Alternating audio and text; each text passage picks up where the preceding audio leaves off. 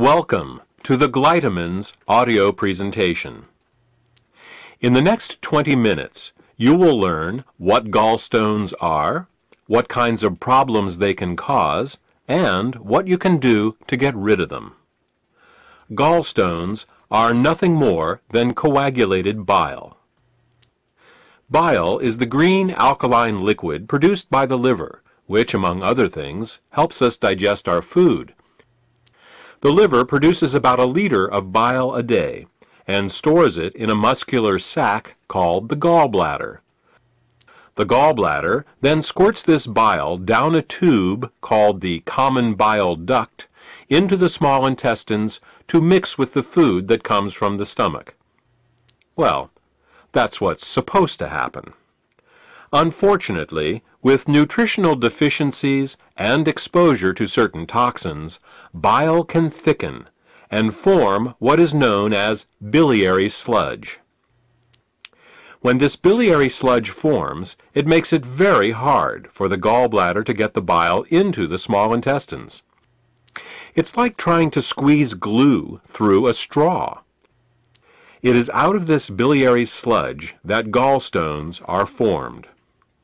Gallstones and biliary sludge disrupt the normal flow of bile, causing 3 different types of problems. The first set of problems is related to not getting enough bile into the intestines. The second set of problems occurs when toxins, unable to leave the body through the bile, back up and accumulate in the liver and the bloodstream. The third set of problems occurs when the bile, unable to get into the intestines, backwashes into the pancreas and liver. Let's start with the first set of problems and consider what happens when the bile becomes too thick or full of stones to reach the intestines in required amounts. The first thing that bile does in the small intestine is to neutralize the acidity of the food coming out of the stomach. In order to disinfect and digest the food that we eat, the stomach secretes hydrochloric acid.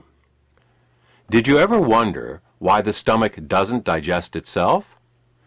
It's because the stomach has a special mucus layer that protects it from this hydrochloric acid. But the small and large intestine have no such protection.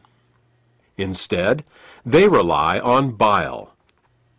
Bile is a very alkaline substance, and when it comes into contact with the acidic food from the stomach, the acids are neutralized. If bile can't get into the small intestine in required amounts due to biliary sludge and gallstones, then stomach acids in the food are never fully neutralized.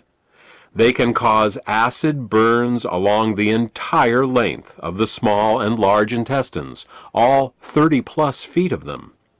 We experience this as indigestion, heartburn, ulcers, and all manner of digestive complaints. In essence, we are digesting our own intestines. The next thing that bile does in the intestine is to emulsify the fats and oils in the food that we eat.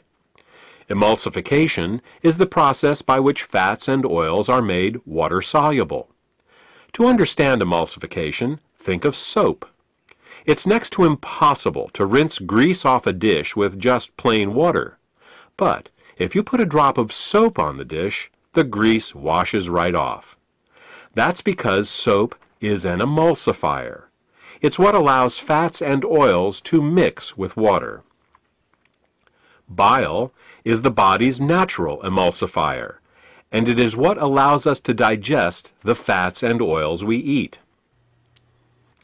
Without this emulsification process, essential fats, oils, and all the fat-soluble vitamins we eat become very difficult to absorb.